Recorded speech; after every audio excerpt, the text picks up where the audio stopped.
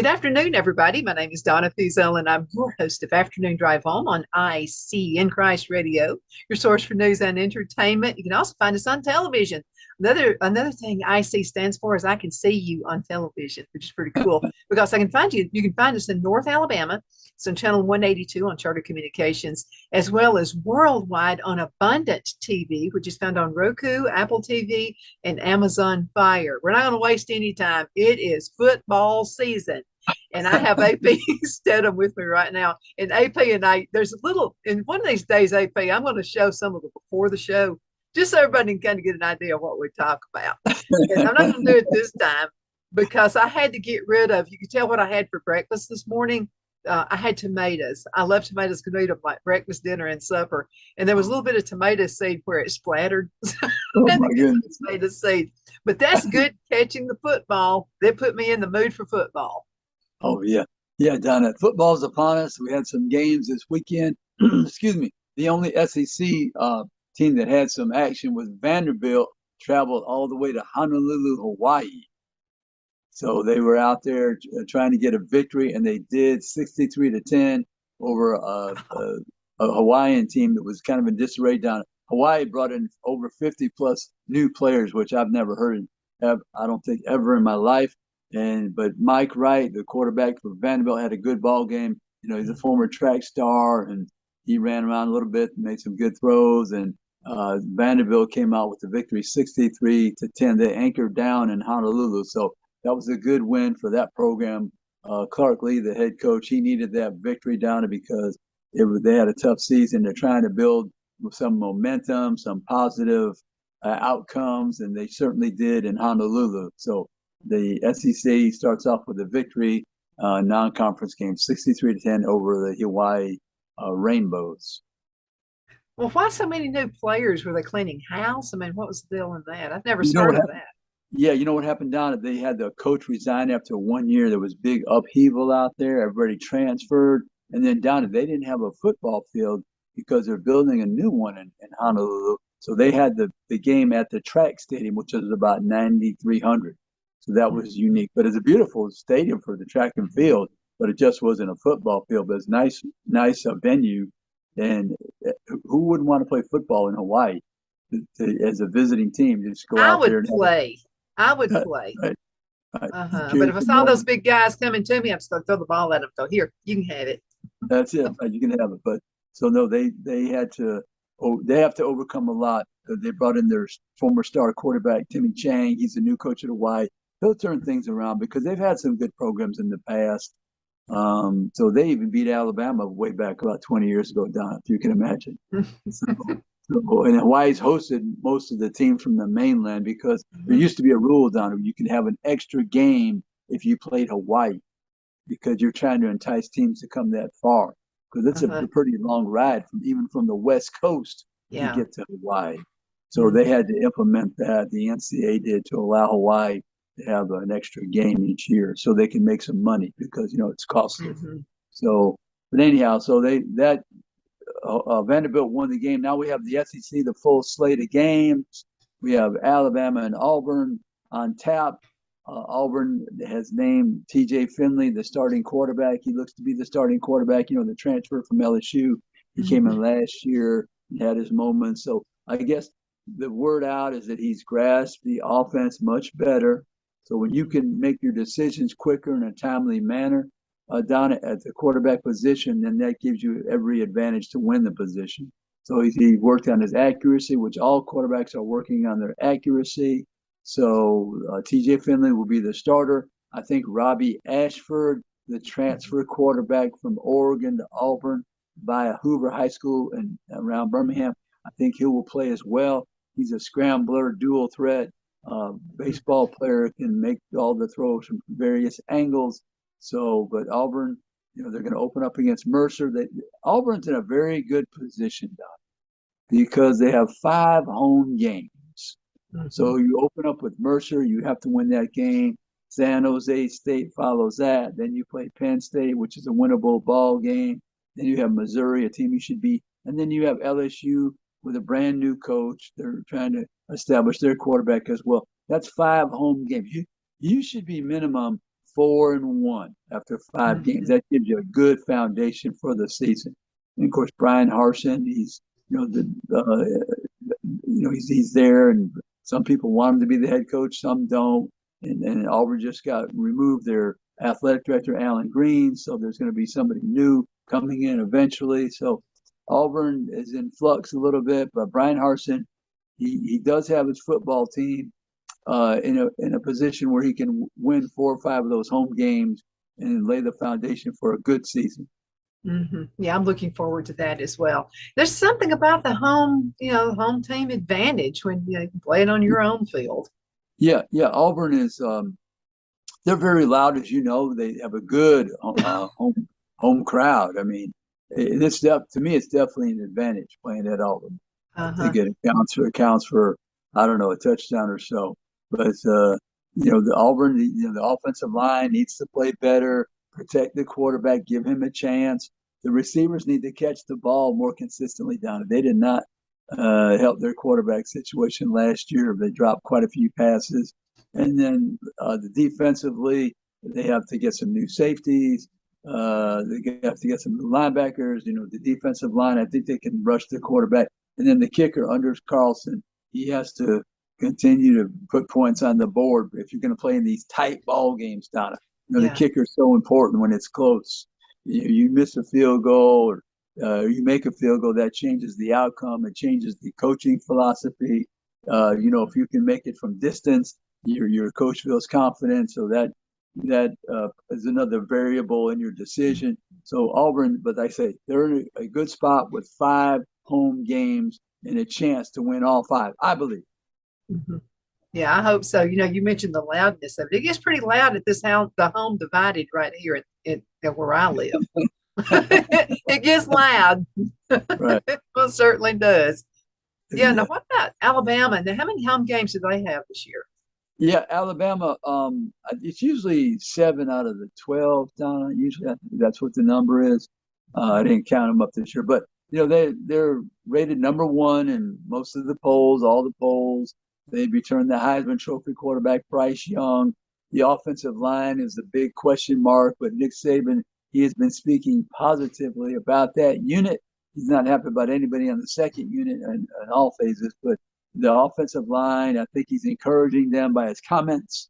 So they have good receivers. I'm not sure if they have anybody that's a number 1 draft choice like they have in the past, but we shall see because they have some transfers from Georgia, Jermaine Burton, and then Harold from Louisville. He's very fast, but we'll see what happens. They have a good set of running backs. They're not as big this year at Alabama. Like normally they have somebody that's 230 pounds, but they're in probably the 210, 215 range, but they have a lot of speed. A lot of speed. They transferred Jameer Gibbs from Georgia Tech. He's being noted as an all-conference, maybe all-American type player. He's versatile, catch the ball out of the backfield, can make the 80-yard run up the field for your offense, instant offense. So Alabama offensively will be fine. I'm sure they'll score in the 40-point range per game probably. Defensively, they should be one of the stronger units in the country, actually, Don. They got the edge rusher, Will Anderson Jr. I'm anxious to see if Will can duplicate his 17 and a half sacks. He's the best edge rusher I've seen at Alabama since the legendary number 55, Derek Thomas. Don, I tell this story many times. It's worth repeating. When Derek was a junior, he had 18 sacks. So you think everybody would know about him the next year. Well, he surpassed that number with 27. So I'm looking carefully at Will Anderson Jr. Can he duplicate the 17 and a half sacks and go further with that number? He had 101 tackles from the edge, which is, I don't know if he can even duplicate that, Don. That's exceptional.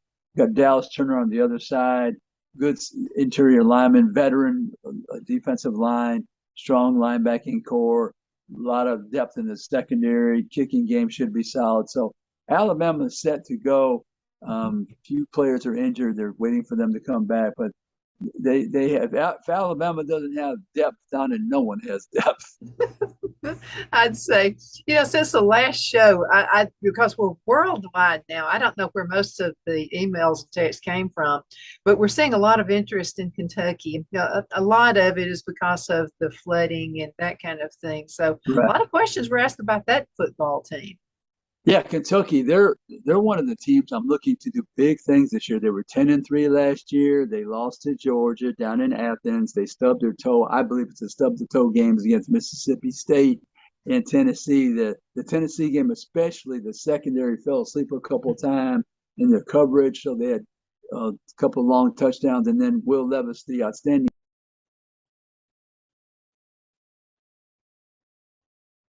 I think that Will Levis is a quarterback down. He could be in the Heisman hunt. He's a good looking athlete, 6'3", 230 pounds. He's dynamic and he has a type of personality that he takes it on his shoulders, Donna.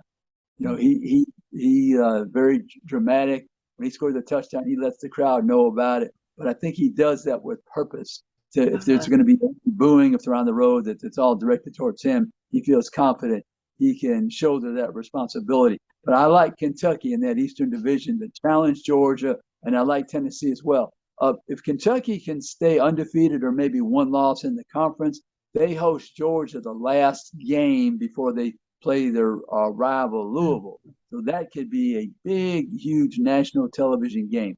But there's so much football to be played between now and then. But Kentucky has that potential.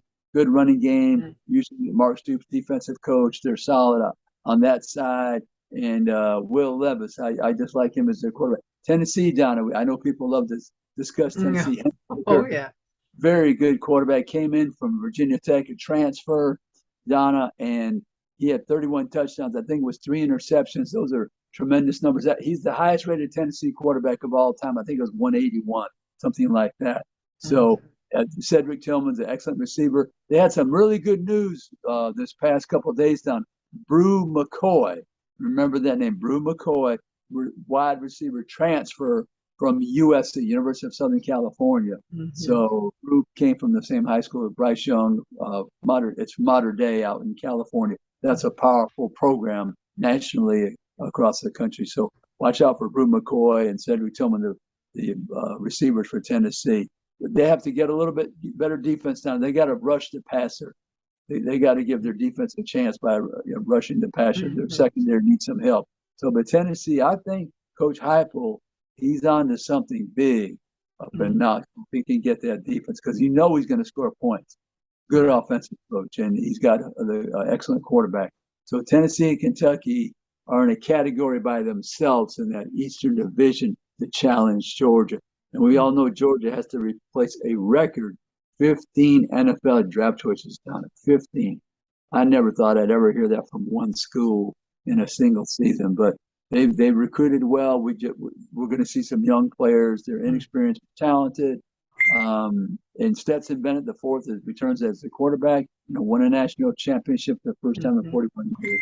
So Spencer Rattler is a quarterback that transferred from Oklahoma to South Carolina. So that'll be an upgrade for them. Florida's got a new coach. They have a good quarterback, Anthony Richardson. Vanderbilt, they're trying to get better every week, get some more wins on the board. So it's going to be an exciting run over there in the Eastern Division. The Western Division, we know Texas A&M. They beat Alabama last year in College Station. The Haynes King is returning as a quarterback. He was injured last year. He's going to be the starter. Max Johnson, transfer from LSU. We're going to use that word transfer a lot, Donna. You're going to hear me say that all the time. Transfer. People are transferring all these different schools, quarterbacks and other players. So A&M, they're trying to play better than 8-4. You got a $75 million coach that they're not getting their money's worth at 8-4. Mhm. LSU got a brand new coach. Brian Kelly came down from Notre Dame with a $100 million contract, so he had to transfer quarterback from Arizona State. Jaden Daniels. Ole Miss has a transfer quarterback from USC. Jackson Dart and Luke Altmaier is there as well. They're competing for the position. Mississippi State, Donna. That could be the surprise team in the West. Okay. You knew what I was thinking. Yeah, Okay. because they have a lot of people returning. I think it's 17. They have their quarterback returns, Will Rogers. Arkansas, Jefferson returns as the quarterback. He had a big year, 10 wins, bowl game victory over Penn State.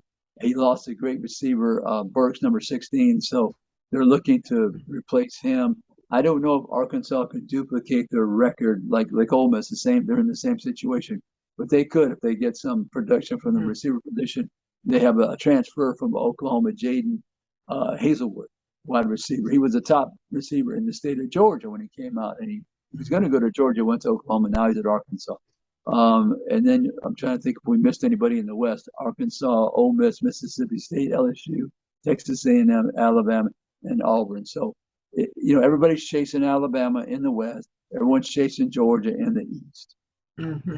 Absolutely. Let's talk for a minute about, Joe Namath made a huge splash. I don't know that any player has ever surpassed him, but every year somebody makes a big splash. So let's talk of all the college teams. What player, maybe new or maybe existing, do you feel like is making the big splash this year because of their personality? I think we have to watch out for USC, University of Southern California. They have a quarterback, Caleb Williams. He's from the Washington, D.C. area. He played at Oklahoma last year. He made the transfer with the coach from Oklahoma to USC. Lincoln Riley's the head coach. I would watch for him to be in the Heisman hunt. They have a lot of transfers on the USC team. I think that's the surprise team nationally, Donna. Look out for them because there's nobody that dominates that West Coast. They have a chance to win big out there, even in Lincoln Riley's first year. So I would say Caleb Williams is somebody to watch out that has a chance to compete for the Heisman Trophy and receive an invitation to New York. Also, C.J. Stroud is an Ohio State, the quarterback. We know that he was a strong contender for the Heisman Trophy last year. So watch out for him. Bijan Robinson's the running back at Texas. Bryce Young is the returning Heisman Trophy player. But I would say the name to watch out for that can win big and have some individual accolades is Caleb Williams, the quarterback at the University of Southern California. Okay. So I can see where things are going to be changing now because, players can have income now. And so what do you think is going to win out, though? Someone who's a little more obnoxious, kind of like Joe Namath, or somebody who's extremely confident in what they can do? What wins? Yeah, well, everybody now used to be done it. You're trying to consider your playing time when you're visiting these schools. You're asking the head coach and the assistants, what about my playing time? Now the first question is, how much money will I receive from the name, image, and likeness? What is my potential here if I attend your school, if I accept this scholarship from your school? So that's the question. It's all about the money right now. So, but the performance on the field, Donna, always counts. So you have to have a certain, let's say, number of, let's say you're a quarterback, have to have X amount of touchdown passes, and you're a running back, you have to have over 1,000 yards. So you've got to have some legitimate numbers to even be considered for the individual accolades and awards. Yeah, because I can see it. You remember, radio changed and music changed when the videos started coming out. The musicians started, and I kind of see almost the same playing field here. Where because it's going to change a little bit because of the income. Right, the income, and then down to the personality takes over to some degree. Probably will garner you some votes, but you have to have those numbers initially to engage the voters to look your way as a potential candidate to win some of these individual awards. I think so because, a long time ago, back in the day, you don't remember this like I do, but I remember before music videos came out, you just sang. It didn't matter whether you could dance or whether you could smile. None of that mattered. And then videos come out, so you had to be able to start dancing as well. Or get somebody around you that could dance. Yeah. That's true. That's true. Right. So I can see, not song and dance, but I can just see what personality is going to fit in a little bit more than usual. Yeah, it's going to be big in their promotion. You're going to see the sports information, the media relations departments putting together these videos and highlights. And if the smart ones, I think, will also include maybe a weekly personality check with the individual player. Add that to the highlights. But I almost feel like it'll take something away. You remember Jessica Muse, who was on American Idol a few years ago? She's from Slap Out, Alabama.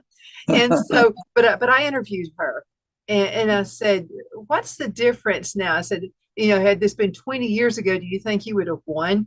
And she said, I do. She said, because they tried to get her to dance. And she said, I'm not a dancer. And she said, I only want to sing. I don't want to dance. And so she feels like she would have, because she got in the top five. Actually, she got in the top three that year. Oh, So she great. did very well. And we were proud of her from Slap Out Alabama, Jessica Muse. Good, I got to get her back on the show again too sometime. But she said, I'm not about the dance. And so Right. I can kind of see football, it's not about the personality, it's about how well you perform. I can see it changing things a little bit. Yeah, probably so, Donna. Yeah, but she stayed in her lane and she was successful, in Mhm. spite of people trying to encourage her to dance. So, yeah, Yeah. you have to understand your limitations. You always want to explore some things and get better, but you have to be strong in one facet of your game. In football, quarterback, if you can throw the ball, you got a good chance to get people's attention. If you're a running back, you can score a lot of touchdowns. You're a receiver, catch a lot of passes. I mean, Mhm. those are the things that get noticed by the voters. Yeah, absolutely. Yeah, got to dance now. Some of those guys do dance, and Right. this brings me to something else. This is another question, and this is about how they feel like a lot of folks feel like the rules need to be changed. And this is when you celebrate too much. I got to tell you, AP, if I were playing football, they'd have to kick me off all the time because I'd be like dancing. I'd be the dancer out You there. do that. That's right. Yeah, they have to get you to the sideline. You could dance Yeah, on the yeah. sideline, not in the end zone. The end zone, you have to get to the sideline so you can do your dance down it. Yeah, the Uh-huh. coach would destroy. The coach would probably have a player that, okay, every time Donna scores, get her to the sideline. Push her over there to the side. I'd Do say the so. dancing. And I understand Yeah, being proud of what you've just done. You just a yeah. touchdown and all this kind of stuff. But how much is too much, in your opinion? Right. Yeah, that's why they implement these rules about celebration dances. So, yeah, get to the sideline and celebrate with your teammates. I think that's the best way for everybody. Yeah, I think so too. But you got to think about. So let's talk a little bit about the bands that are out there. Alabama's always had a great band. Yeah, Alabama's band, Auburn's band, they practice every day out there in the hot sun and the Mhm. different weather, and their precision is amazing. Their sound is fabulous. I just love the pageantry of the band. People don't stay for halftime to watch the band. I think you're missing out. I I think do you're too. missing. That's a big part of it. Yeah, the bands are terrific. I love the bands. Yeah, because the bands are actually they help with the cheering section there. I think that's another reason it's so awesome to have the home advantage. Oh yeah, it's part of the rhythm of the game, Donna. Actually, as you said, they have the different cheers that the band director, the little snippets that they play after a touchdown or a big play or first down or defensive play or kickoff return, punt return. Yeah, they they find a way to add to the excitement and add to the atmosphere. There's no question. Uh-huh. And then there's the mascot. I always thought I'd like to be a mascot. Yeah, Nobody knows who you are. You're out there kind of like the Chick-fil-A, cow that's out there. Nobody knows who you are, so you can just dance up a jig. Nobody would know. no one would know. You have to keep on that disguise at all times, even if you get injured. You're going to go on the stretcher with the disguise. You're not going to take off your Hmm. headpiece. That's true. I still like the chicken. I think the chicken was the best ever. The chicken could get obnoxious. Yeah, right. That was the personality of the chicken. Sure, that was the flavor that the chicken brought to the ball game. That Mm, obnoxious personality. love it. Gotta love obnoxious sometimes.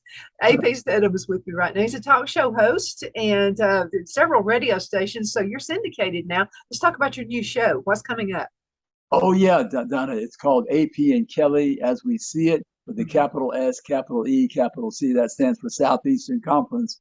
All the folks love that league, and that they have an insatiable appetite. So yeah, my co-host Kelly Finley and I, we have a 1 hour syndicated show, and you're so gracious to put it on your station, and we really appreciate it. And so we don't have our guests for this week, but they can go to listen to our episodes. And last week we had the pleasure of having on the only two-time Heisman Trophy winner, Archie Griffin from The Ohio State.